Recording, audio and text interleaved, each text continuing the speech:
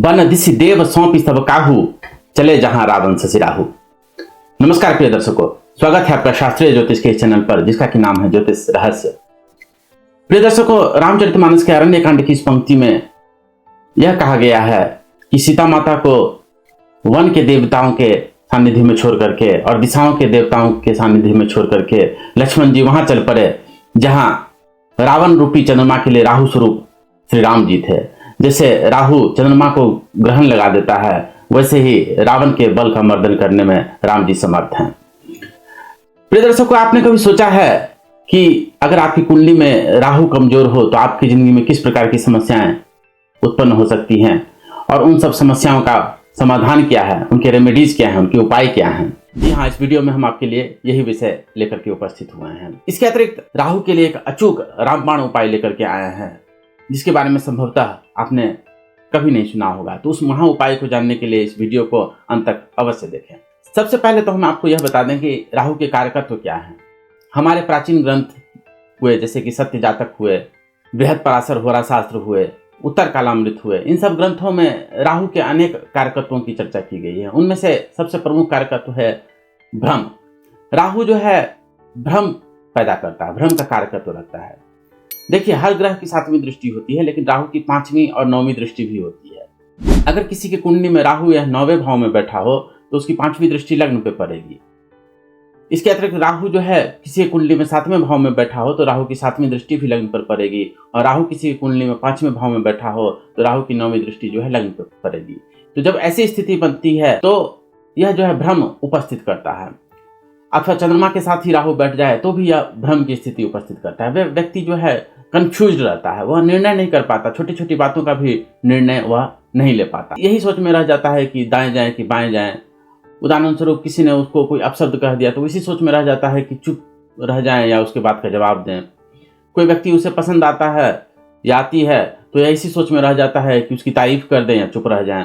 तो इस तरह से उसके मन में बहुत ज्यादा ऊहापोह चलते रहते हैं और उसे निर्णय लेने में बहुत ही समस्याओं का सामना करना पड़ता है, क्योंकि ये राहु जो है कंफ्यूजन क्रिएट करता है।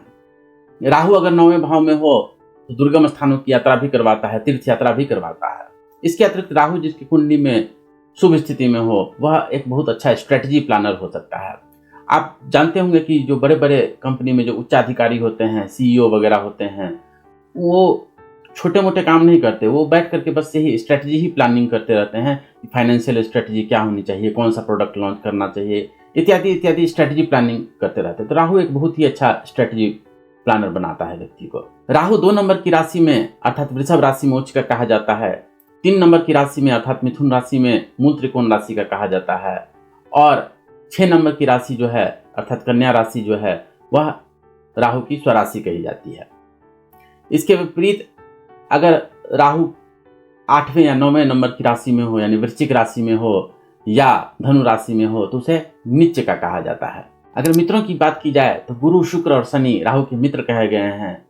बुध और मंगल जो हैं राहु के लिए सम कहे गए हैं, और सूर्य और चंद्रमा राहु के शत्रु कहे गए हैं। राहु के बारे में बहुत सारी भ्रांतियां समाज में प्रचलित हैं, लेकिन हम यहाँ पे आपको बता दें कि बृहद पराशर होरा शास्त्र में यह कहा गया है कि राहु बहुत योगकारी ग्रह भी हो सकता है। अगर राहु केंद्र त्रिकोण में बैठा हो और केंद्र त्रिकोण के स्वामी के साथ बैठा हो तो राहु को बहुत ही ज्यादा योगकारी कहा गया है।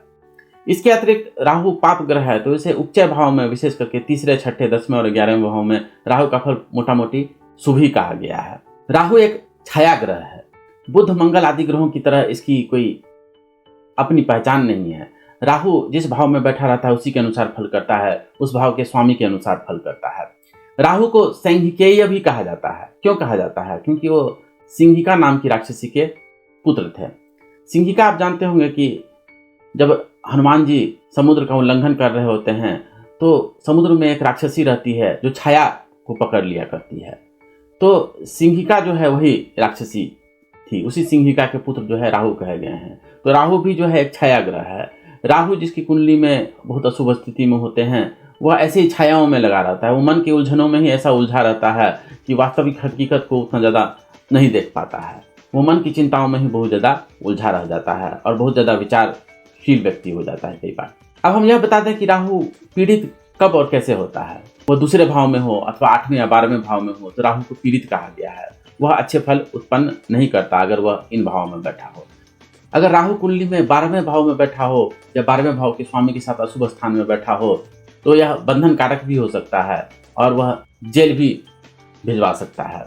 इसके अतिरिक्त अगर दूसरे भाव में राहु हो तो यह धन की हानि करवा सकता है, और छठे भाव में अगर राहु हो तो यह नीच व्यक्तियों के साथ रिश्ते जुड़वा देता है। तो ये राहु की अशुभता के कुछ सूचक हैं। तो आप भी अपनी कुंडली को देखें और जांचिए कि क्या राहु आपकी कुंडली में पीड़ित हैं, और अगर हाँ हैं तो उसके उपायों को करना आपके लिए बहुत ही अनिवार्य हो जाता है। ज्योतिष जगत में एक सूत्र प्रचलित है, शनिवत राहु कुजवत केतु। राहु कई बार शनि की तरफ फल करता है और केतु जो है मंगल की तरफ फल करता है। इसी बात पर अब हम आपको राहु से संबंधित कुछ अचूक उपाय बताते हैं जो कि सिद्ध और अनुभूत प्रयोग भी हैं, जिसे हजारों व्यक्तियों ने अपनाया है और उसके लाभ को प्राप्त किया है। तो राहु के लिए जो सर्वोत्तम उपाय कहा जाता है वह यह है कि उसके मंत्र का जाप करें। राहु का मंत्र है ओम नील वर्णाय विद्महे संहिकेयाय धीमहि तन्नो राहु प्रचोदयात्। इस मंत्र का रोज 108 बार पाठ करना बहुत ही उत्तम कहा गया है राहु की प्रसन्नता के लिए। इसके अतिरिक्त हमारे प्राचीन ग्रंथों में बहुत सारे राहु से संबंधित दान भी बताए गए हैं। जातक सारदीप हुआ, जातक चंद्रिका हुआ, जातकाभरणम हुआ, ये सब प्राचीन ज्योतिष ग्रंथों में राहु से संबंधित बहुत सारे दान बताए गए हैं। उन दानों में कंबल, तिल और तेल का दान जो है वह बहुत ही उत्तम कहा गया है। राहु के उपायों में एक जो बहुत सरल बात कही जाती है वो ये कि जिनकी कुंडली में भी राहु अशुभ स्थिति में हो उन्हें खाना जो है अवेयरनेस के साथ खाना चाहिए।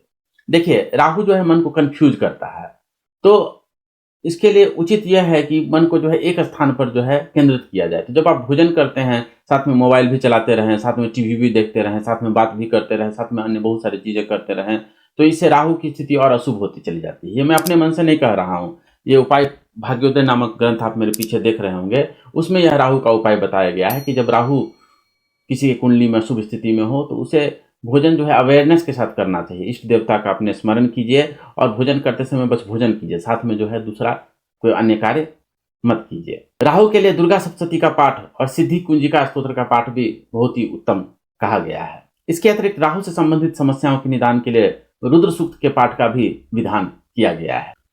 प्रिय दर्शकों, राहु के विषय में बहुत सारी अफवाहें फैली हैं समाज में, बहुत सारे टोने टोटके बताए जाते हैं। यहाँ हम टोने टोटकों की बात नहीं करते हैं, हम लोग जो भी बात करते हैं शास्त्र प्रमाण के साथ करते हैं। तो एक बहुत ही अचूक उपाय जो राहु के लिए कहा जाता है वह स्कंद पुराण में आया है। वह राहु स्तोत्र के नाम से जाना जाता है। आप YouTube आदि पे सर्च करेंगे तो आपको बहुत ही सरलता से प्राप्त हो जाएगा। तो उसका पाठ बहुत ही उत्तम कहा गया। आप चाहें तो उसके ऑडियो को भी सुन सकते हैं, लेकिन स्वयं पाठ करें तो ज़्यादा बेहतर होगा। इसके अतिरिक्त अगर आप मुकदमे वगैरह में फंस गए हैं, जेल जाने की संभावना हो गई है, तो अपनी रक्षा के लिए राहु कवच का पाठ अवश्य करें। यह महाभारत में इसका वर्णन आया है और यह बहुत ही लाभप्रद कहा गया है राहु से संबंधित समस्याओं के निदान के लिए। अब जैसा कि हमने आपको बताया था कि हम आपके लिए एक महा उपाय लेकर के आए हैं राहु से संबंधित, जो संभवतः आपने पहले कभी सुना भी नहीं होगा। दरअसल 10 महाविद्याओं में छिन्नमस्ता भगवती का बहुत ही विशेष स्थान है। छिन्नमस्ता भगवती के बारे में अगर आपने देखा है, सुना होगा या उसके चित्र को देखा होगा, तो आप पाते हैं कि छिन्नमस्ता भगवती वो हैं जो अपने ही हाथ में अपने मुंड को धारण किए हुए, अपने सिर को धारण किए हुए हैं। तो राहु भी सिर्फ सिर है, आप जानते हैं, और छिन्नमस्ता देवी के भी हाथ में सिर है। इसलिए छिन्नमस्ता देवी भगवती का जो है आह्वान, उनकी पूजा अर्चना जो है इसके लिए बहुत ही लाभप्रद कही गई है। तो छिन्नमस्ता भगवती का एक स्तोत्र आता है, उसका नाम है छिन्नमस्ता हृदय स्तोत्र। उसका अगर आप पाठ करें, अगर एक बार भी उसका अच्छे से पाठ कर लें, तो वह राहु के समस्त दोषों का निवारण करता है। यह एक अचूक रामबाण उपाय है और हजारों व्यक्तियों ने इसे अपना करके इसके लाभ को स्वयं देखा है, परखा है और अपने जीवन में अनुभव किया है। तो छिन्नमस्ता हृदय स्तोत्र का भी पाठ आप अवश्य करें और आप पाएंगे कि जल्दी ही राहु से संबंधित समस्त समस्याएं आपकी जिंदगी में कम होने लगे हैं।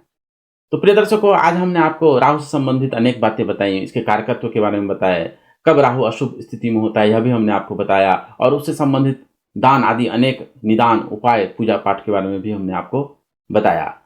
अगर आपको यह वीडियो पसंद आई हो तो इसे जरूर लाइक करें, और अगर आपने हमारे चैनल को अब तक सब्सक्राइब नहीं किया है तो इसे सब्सक्राइब भी अवश्य करें। शास्त्रों की बातों को इसी तरह से शास्त्र प्रमाण के साथ जानने के लिए बने रहें ज्योतिष रहस्य पर। आपका बहुत बहुत धन्यवाद।